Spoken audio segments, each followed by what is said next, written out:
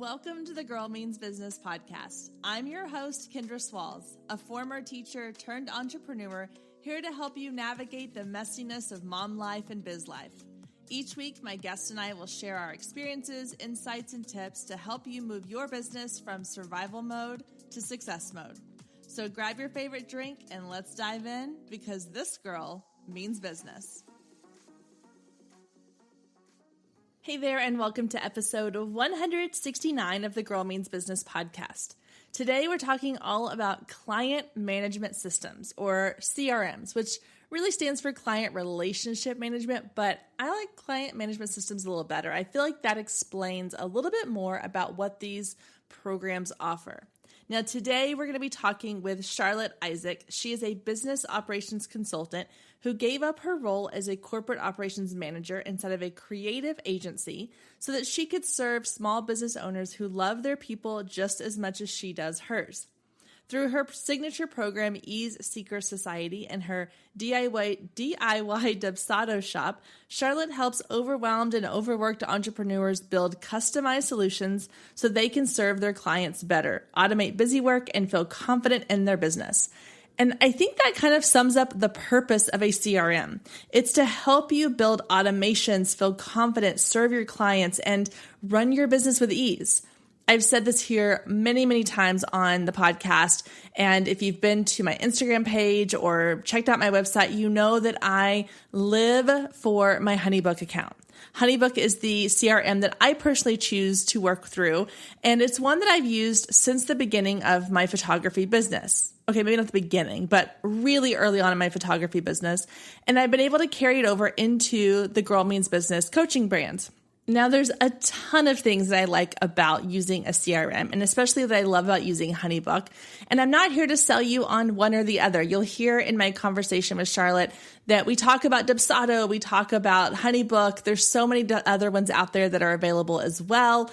But I wanted to tell you just briefly kind of why I think it's so important to have a client management system in your business. Essentially, it's like having a virtual assistant to some degree. You're able to set up all of these automations and workflows and systems in your business that can run behind the scenes without you having to lift a finger or do anything. It's super helpful for creating client trust, client communication. You can send invoices and contracts and questionnaires and collect all their information in one place. For me, that was the biggest thing that I took away from starting to use HoneyBook, was that I no longer had to dig through emails and Google Docs and Google Forms and all the different places I was keeping client information. It was all housed in one central location. Now, as I mentioned, there are a variety of client management systems out there. You'll hear Charlotte talking about Dubsado, and obviously, you know, I have a really strong relationship with HoneyBook. I will link to both of those in the show notes.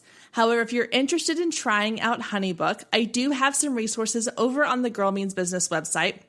If you go to girlmeansbusiness.com/HoneyBook, you can see a behind the scenes demo of how I use HoneyBook in my business. You can go inside of my account to see how it works.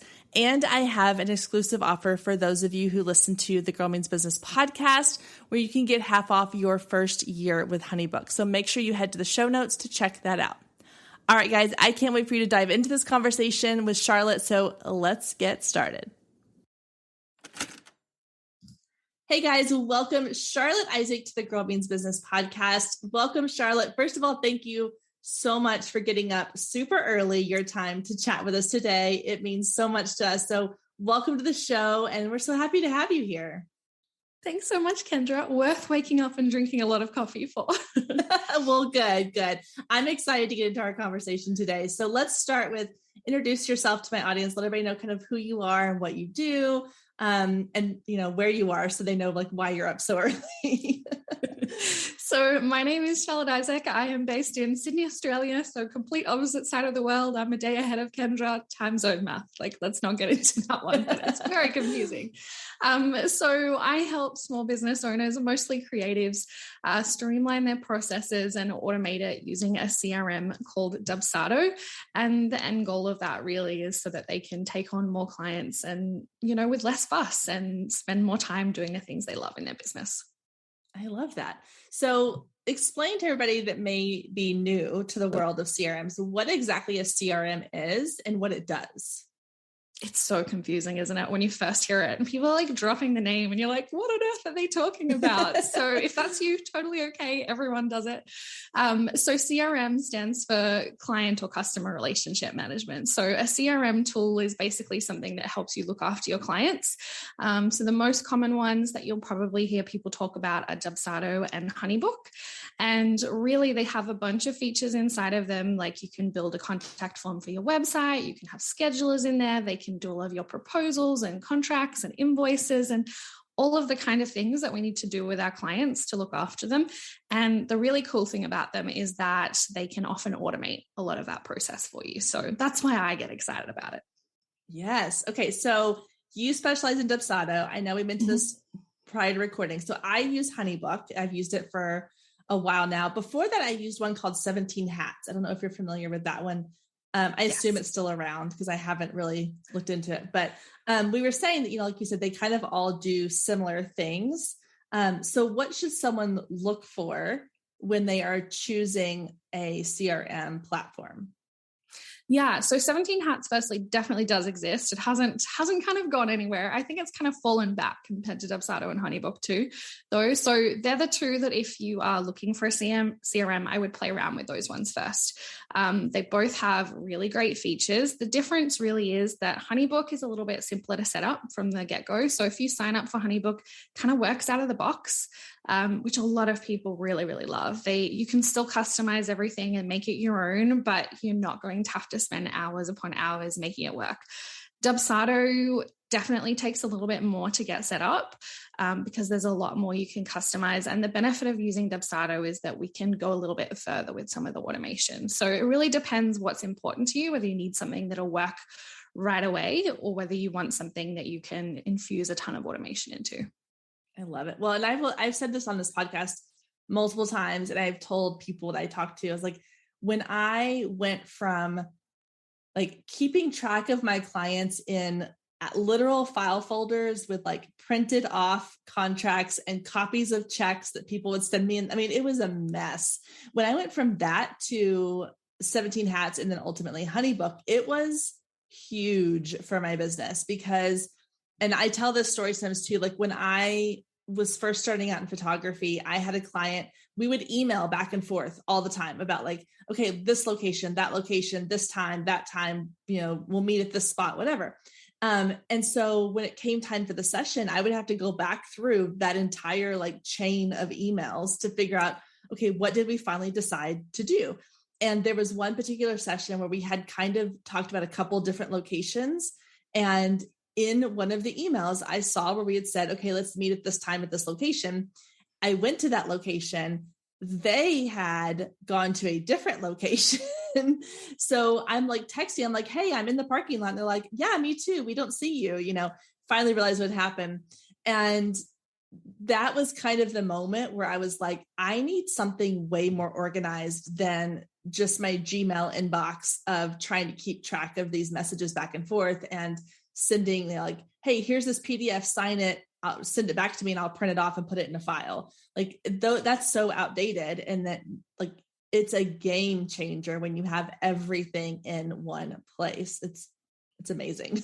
It's so weird. I'm so glad you shared that story as well too, because I think that like so many of us underestimate the mental load that we take on when we look after our clients. Like if you had one client, great. Like you'd never forget which parking lot to turn up to. You'd be all over it. But like none of us only have one client. We're all trying to look after a million things with our clients. And then also the other stuff we have to do in business too. So even just as a filing system, which I know you use Honeybook as so much more than that, but if that was all you were getting from it, like it can make a huge difference from the get-go just by using one. Yeah. Okay. So let's say someone has signed up for Dubsado or Honeybook and they get into the system and they think, okay, what's kind of the first things we need to set up in those programs? So the very first thing I would want you to do is like walk away from Dubsado or Honeybook. I know it sounds super counterintuitive, but I almost like want you to forget it exists for a second. So you've decided to use one of them. Awesome. I want you to take some time to think about what you really want out of the system and what you want your client process to look like. Because I think a lot of the time we're like, okay, Honeybook can do this, Dubsado can do this. Like these are the features. This is what I have to be doing. When they actually, both of them work best when we go, okay, my process with clients, if I was going to do everything perfectly, it would be I do this and then this and then this. So if you know your process and then you get the tool to do the work for you, it just works a little bit better. And you can also set it up a lot quicker than you're like, oh gosh, okay, so it's got a scheduler. How, like, what am I going to do with the scheduler? Like, what do I need to set up? So thinking about what you want it to do first is a good first step. That's a great tip because that's not how I did it. That's not how I set it up, but because it is, you go in and you have all of these features and you're like, oh, well, okay, yeah, I need to be using time tracking and I need to be using the scheduler. And there's all these like automations, workflows. What do I do with these? So I love that idea of go in, kind of map it out. I'm a visual person. So for me, I like literally, when I started mapping out my client journey, I got a whiteboard and I just kind of literally made like a map of like, okay, when they first find me, here's what I want to do. Once we start talking, here's what I want to do. So what is that client journey like typically entail? Like what do you include in that these CRMs can help with? Yeah, I think you typically want to break it apart into 3 different processes, or your CRM will call it a workflow usually. So that's just the automation. So if you think about it relative to what you want to automate, that's kind of a good end goal to start with. So the 3 of them are leads, proposal and onboarding, and offboarding. So when we talk about leads, we're talking about what happens when people come in from your website, or what you want to do with them if they message you on Instagram or anything like that as well. So do you have a discovery call with them? Do you send them out some kind of services guide or pricing guide or anything like that? And I think it's also important there to think about whether you follow them up if they don't come back to you straight away. So follow-ups, I think, are a great thing to pop into your process because, again, like we're all dealing with more than one client and potential clients. So we want to get as much in there as we really can. Shall I dive right into proposal and onboarding? Well, I was going to say the follow-up piece. This is something that I think is really overlooked a lot because we think like, okay, they inquired, I sent them my initial welcome email or welcome series, and then nothing happened. But we forget that like people get busy, people have lives. Especially like with me coming from the photography world, like I'm usually dealing with moms who are booking a photo shoot and they see the email and they're like, okay, great. And then life goes on. And then maybe they forget about it or whatever. So I think sending that follow-up, I know for me, like even with podcast guests, like I'll have someone message me and they'll say, hey, here's, Charlotte, we think she'd be great for your podcast. And I might be traveling or I might get the email when I'm out at my daughter's softball game or something. I'm like, oh, I'll get to that later. A week goes by, I've forgotten about it. And so having someone that follows up that's like, hey, just checking in to see if you were still interested in having her on as a guest on your show, that it doesn't annoy me. It doesn't bother me. And I think that's the fear we have to get over with those follow-ups is that you're not bothering somebody. You might be reminding them that they wanted to hire you. And there's nothing wrong with that. So definitely adding that in, I think is a great piece that a lot of people overlook is the power of that. I think so as well. We are so worried about annoying people, aren't we? But, you're probably really grateful when someone follows you up. I know when I've forgotten someone and you remember like a month later and you feel so guilty and you're like, oh, I'm like almost too embarrassed to reply to them now. Like, I'll just let it go. So I think it's not annoying to anyone. And sometimes it shows that we really care and we're really excited to work with people. So I think there is huge power in the follow-up. I'm happy to admit that I would be crap at it if I didn't have a CRM helping me. Yes. But that's why we use these tools to take care of the things that we maybe wouldn't remember when we're busy because, we are at our kids' sports games and we're in the car and we're trying to do 100 other things, just like our clients are. Yeah. So the other thing on the leads I wanted to touch on is, I think another fear, I'll say fear that people have is, and I know I've seen this in working with my coaching clients, helping them set up these kinds of workflows in their business, is they think, okay, well, if a client reaches out to me and inquires, they say, hey, I'm interested in learning more about X, Y, or Z that you offer. We feel like that if it's an automated reply, if it's something that's set up kind of in this workflow of things, that it makes it feel impersonal. And as a small business owner, that's something that we kind of are proud of, is the fact that we put kind of our personal touch on these things. So how can we use these programs and these automations to make our lives easier without losing that personal touch? Stay with us. We'll be right back. If you've been listening to the Girl Means Business podcast for any amount of time, then you know my love of email marketing runs deep. Not only is it a great way to generate new leads, but it's one of the most effective methods for nurturing warm leads and turning them into sales. Now, over the years, I've tested several email platforms, and my favorite by far is Flowdesk. Not only do they make email marketing simple and easy, even for the technically challenged, but they have everything you need to create stunning emails, capture leads, make sales, and automate the entire process, giving you time back in your busy day. And the cherry on top is you're only charged one flat fee no matter how many subscribers you have. So while other platforms will increase your price when you go over your pricing tier limit, Flowdesk has no price increases or hidden fees. If you're ready to give Flowdesk a try, click the link below in the show notes to save 50% off your first year. Let Flowdesk help you design emails people will love. Click the link below and check it out. I have a feeling you're going to love it just as much as I do.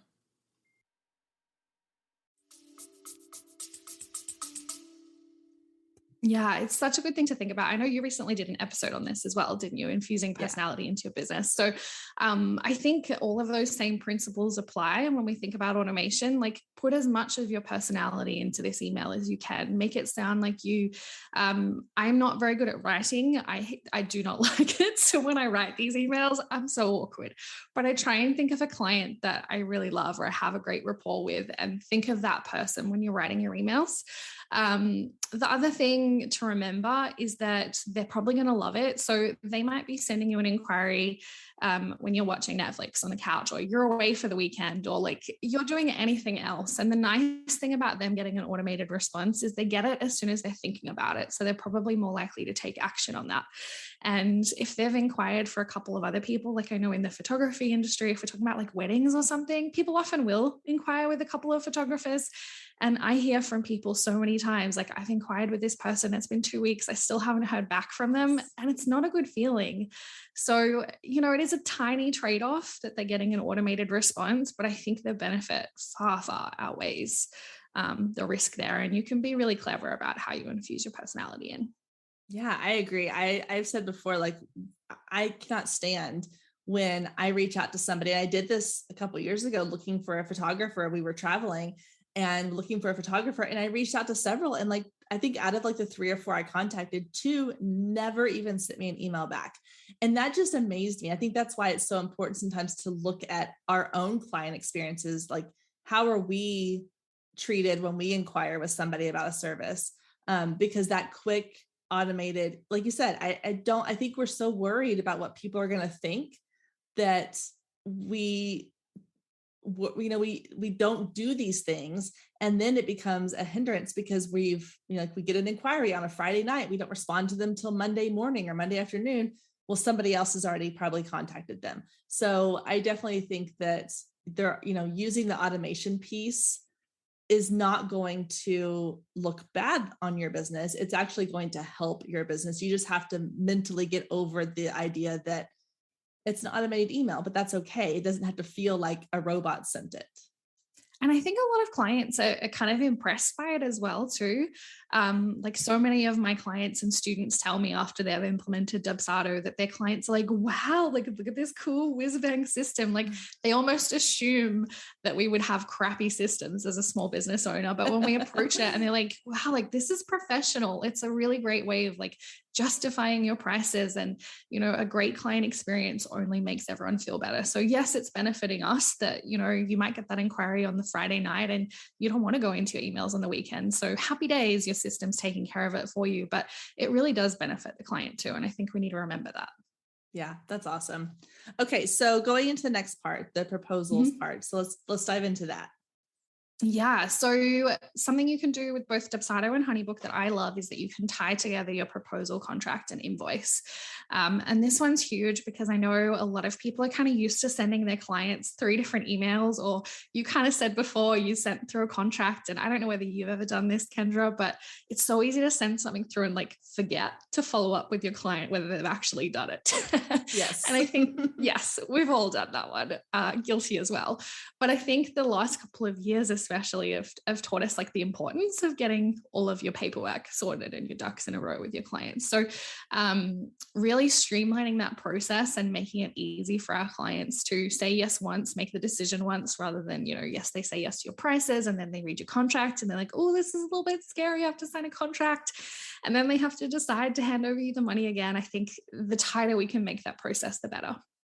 Yeah, I love one of the things that Honeybook has started doing recently is they have, and this may be kind of where they're trying to keep up with what Dubsado is doing already, but they have combined all those things. So you can still send files separately, which is nice because if I need to send a one-off invoice, I can, but they've combined them into a process called flows, or I think they called them something different now. But so you can kind of send this really beautifully packaged kind of thing where you can say like, okay, here's the information, here's the contract, here's where you choose your package, here's your invoice. And it's all in one. Like you said, it's not sending 5 different emails to them. It's everything's done in one kind of pretty combined package. And I've seen that with my clients, that helps a lot because again, like they're all busy. They don't have time to go through 5 emails, or if they're getting multiple emails, they might be thinking, oh, I've already done that. So I don't have to do like the other ones must be like a reminder, and they would only complete like the very first one and not do the other 2. So yeah, I think streamlining that is really, really nice. It is so good. It's such, I'm so happy that both of them have the feature now because I'm like, why wouldn't you use this? Like, yes, it's I just, know. Again, if we talk about benefit to the client, like you said, they're so busy. They don't have time to sift through their inbox and find stuff. And then, maybe Charlotte did her invoice, but not her contract. And Kendra did her contract and not her invoice. And you've got to try and remember which client did which. And it's just too much for everyone. So that's the first feature, I think, in proposal and onboarding you really want to use. From there, I think the next piece is having some sort of automated email that goes back to people when they've finished all those pieces. And I know, again, like automation can be a little bit scary, but I think we kind of think about how we're getting primed as consumers to expect the email after we purchase something online. And most of the time, our clients are handing over money on the internet to someone who's almost a stranger, and maybe they've been referred to us, but it feels really good to get an email afterwards and be like, okay, I'm okay. Like, this shoot is going to happen, or like, I know my designer is going to, come through with the goods, whatever it is. Having something that makes them feel comfortable that they paid that deposit, I think is really important.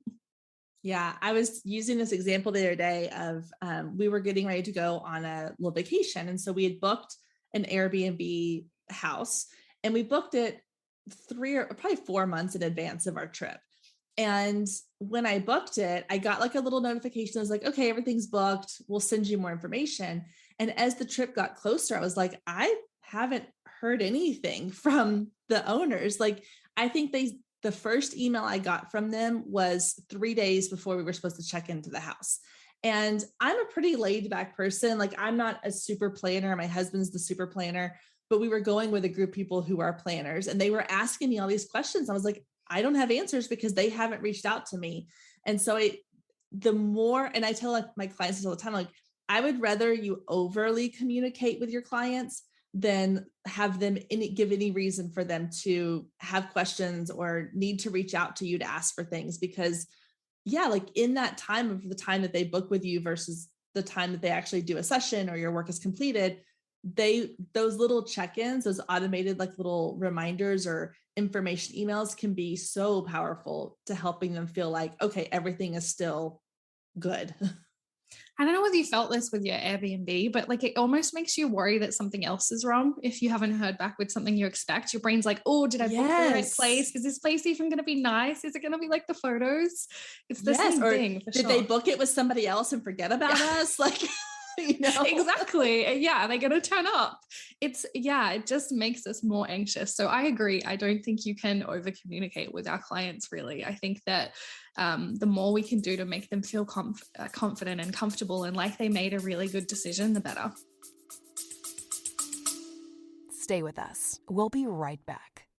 Hey photographers, are you ready to make 2024 your best year yet? Growing a business is tough.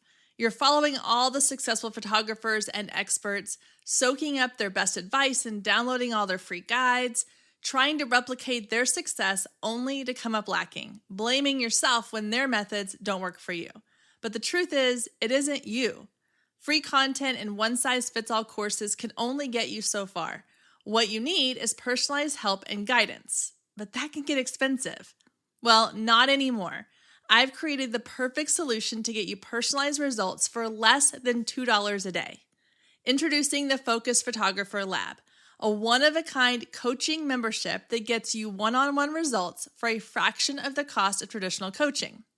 Inside the lab, you'll find the 3 C's to success: classes, coaching, and community. With classes, you gain access to a treasure trove of pre-recorded trainings and invaluable resources.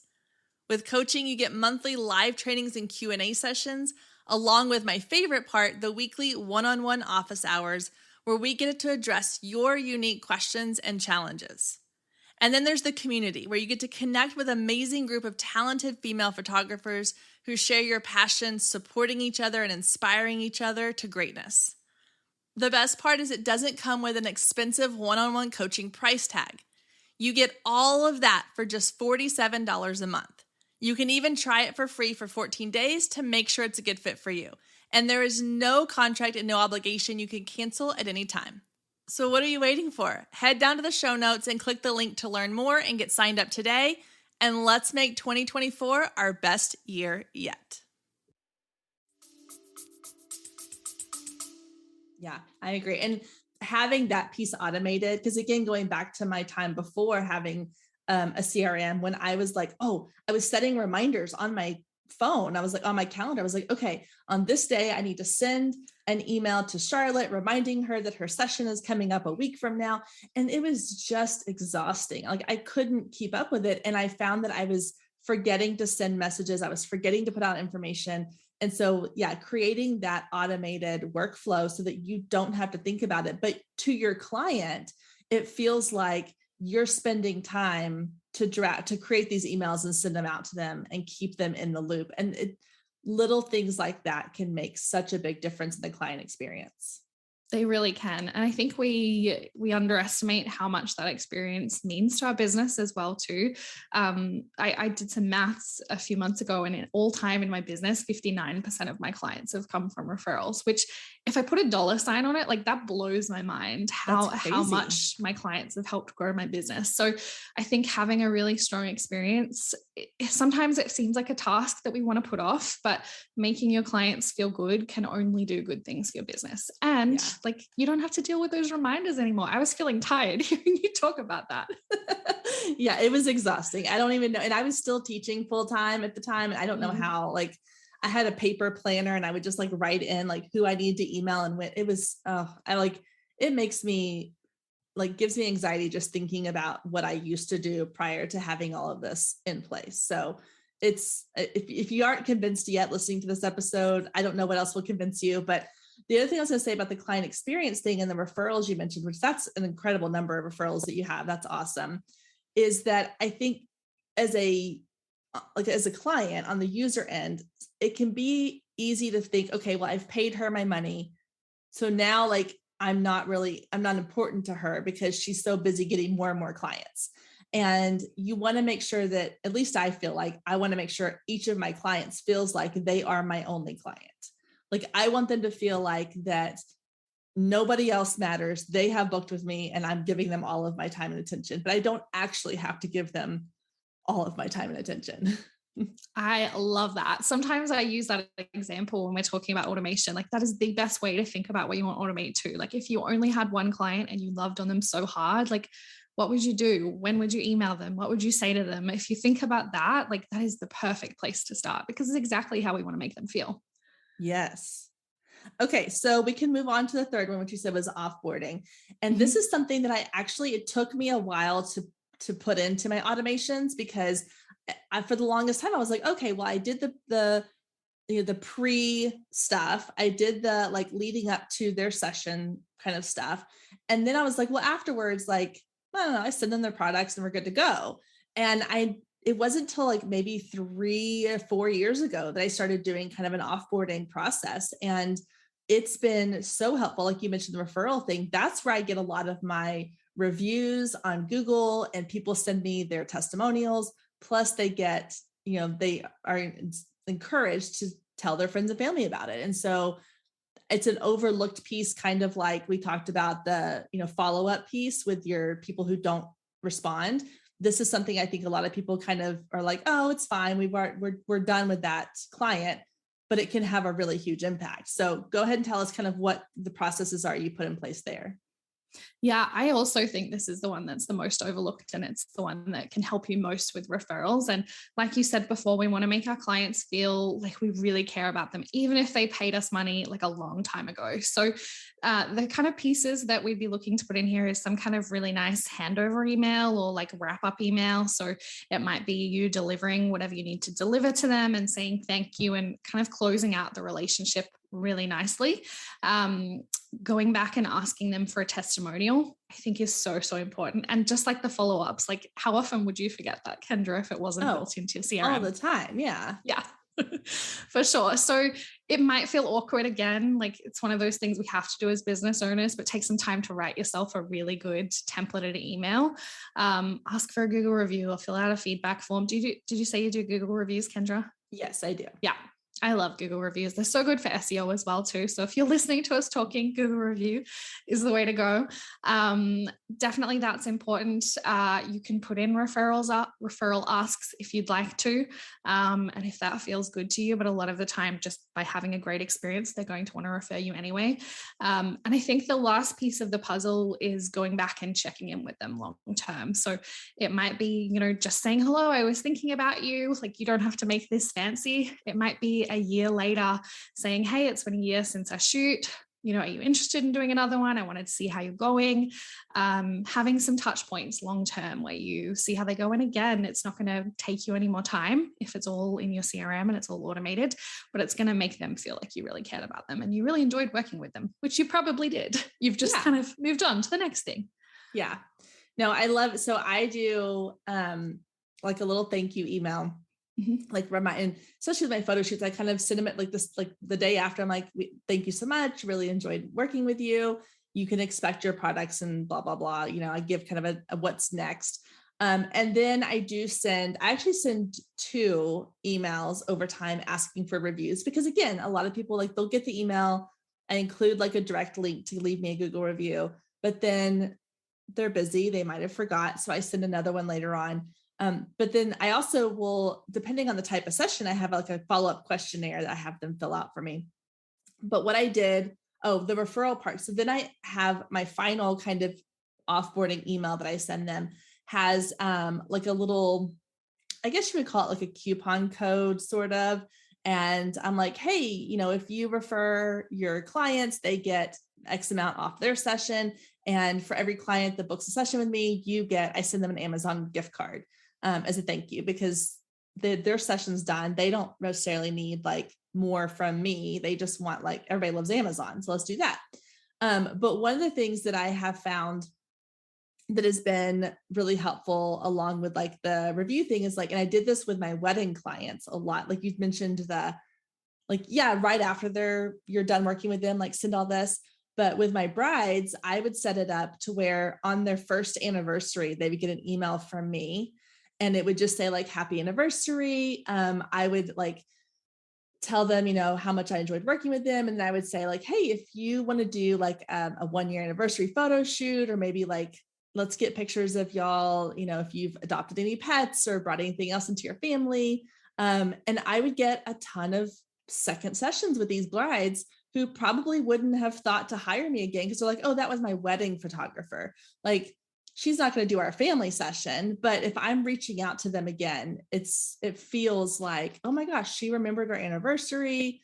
it makes such a big difference. Little things. It's kind of like when you think like the friend that you don't ever talk to, but she remembers your birthday and sends you a note, even though probably Facebook told her to, it still feels like, oh, she thought of me and she took the time to send me a message. Something that simple can like really make you stand out and brighten someone's day. Definitely. And I think like on your first wedding anniversary, you do celebrate your wedding and you kind of want other people to do it, but like people aren't as excited as your wedding day. It's not really the same thing. They've moved on. So, whether it's that, and I love offering them kind of an anniversary session, maybe they've got pets or, maybe even kids and things like that. Like I got chills when you're talking about that. I'm a bit emotional at 6:30 in the morning, apparently. It feels really good to them. And it's such a smart business decision for you as well too. So, everything we're talking about is such a win-win for clients as well as us as business owners. Well, and the beauty of it is it's something that you spend time up front doing, but then it results in this incredible experience for clients, all the way down the line. Like it's not something you're having to do for every single client. Like I want to make sure that's clear to people who are listening, who haven't used the CRM before, is this is not something you are setting up per client. You're setting it up. Like for me, when I was doing weddings, I had an entire workflow for all of my brides, and it was the same workflow for every bride. And now I might have to go and change it up a little bit if somebody had a unique situation. But for the most part, like it's a one and done kind of system.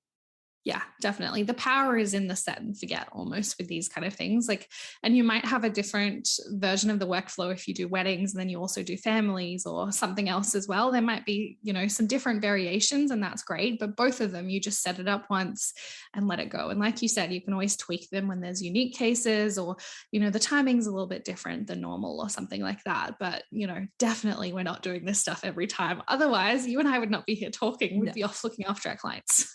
Exactly. So I want to kind of touch on the fact, because we've talked a lot about like the automations and things like that. And I think, again, like it can be a little bit intimidating for anyone who's kind of new to this and they're thinking, oh my gosh, okay, so I'm sending the same emails to all my clients, but what if my clients are asking specific questions, or what if they have specific needs? So can you kind of clarify like when automations are used and when you still are adding in like your own personal responses to people's conversations? Yeah, I think the first thing that kind of doesn't really answer your question, but it kind of does, is we want to try and get ahead of our clients' questions a lot of the time. So by the time you're thinking about setting up a CRM, you've probably worked with a good handful of clients and you know the kinds of questions that they're all going to have. And you know your process really well. Like you are the expert at what you do. Definitely not me. Like, you're rock solid. I can't come and tell you how to do this better than you can. So when you're writing all of these email templates and things like that, keep that in mind. And, you might want to have an email. Like if people generally ask you questions a week before your sessions, send them an email 2 weeks before and go, hey, here's some great tips that other people have found really helpful. So definitely infuse all of that stuff into your email templates as much as you can. In Dubsado, and I can't remember about Honeybook, Kendra, you might be able to help me with this one. There's something called requires approval that we can pop on automations. Basically means that Dubsado will check with you before it sends out that email or whatever it's sending out. And you can go, okay, yeah, I'm cool with that going out. Or you can decide to tweak it a little bit. Does Honeybook have something similar?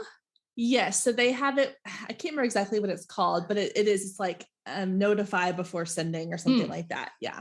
Yeah. Okay. I thought they did. And that's a really handy tool. So you might say, okay, some of my emails, like they can just go out. There's nothing that's going to go wrong with that one. So it might be like a notification an hour before the session, like, hey, just a reminder, this is my phone number. This is where we're meeting. Because you're in the car, you're not going to remember to send that out. But some of your emails, maybe it's best for you to check them before they go out and make sure that, you haven't had that conversation with someone already or something like that. So I think that's the perfect way to balance it a little bit. And then of course, if your clients have other emails, we probably want to put in your emails how they can best talk to you about that. So, maybe on your welcome email, you might say something like, PS, like if you have any other questions, just email me anytime, or here's a scheduler where you can book a quick 15-minute chat with me if you ever need anything else. Directing them to how we want them to do that also gives them permission to when they need to. It makes them feel good about it. Yeah, I like that. Well, and I want to make sure we understand too, like, so for me, like I use HoneyBook for my photography business, but I'm also using it for my podcast and my coaching clients and things like that. So it's for all industries, right? I mean, like we talked about like creatives and things like that, but these CRMs are really for anyone who is working with clients, either in like a one-on-one, or I've even done it with like, I have a group coaching program and I put them all into kind of one project, but it's not just for like, I know we've kind of used a lot of photography examples here because that's what I've done, but it's not just for like that type of industry. I use it, like I said, with my podcast, where you probably got emails from me that were saying like, hey, your interview's a week away, or it's an hour away. Here's the Zoom link again. And don't forget to fill out this form so I have all your information. Like that's all been automated through HoneyBook as well. So there's different ways to use this based on your industry, your niche, and the needs that you have in your business. Definitely. They both market themselves pretty heavily to creatives because I guess that's where they both started. I mean, HoneyBook definitely started going into photographers, but now they've opened up a little bit more. A couple of years ago, I set up a circus school on Dubsado, which is super random. It was so much fun. I learned that so much. That sounds amazing. Yeah, it was cool. But like accountants, bookkeepers, coaches, like you definitely don't have to be a creative to get the most out of this tool. Like you said, you use it for your podcast, which is awesome. And I loved getting those emails for the record.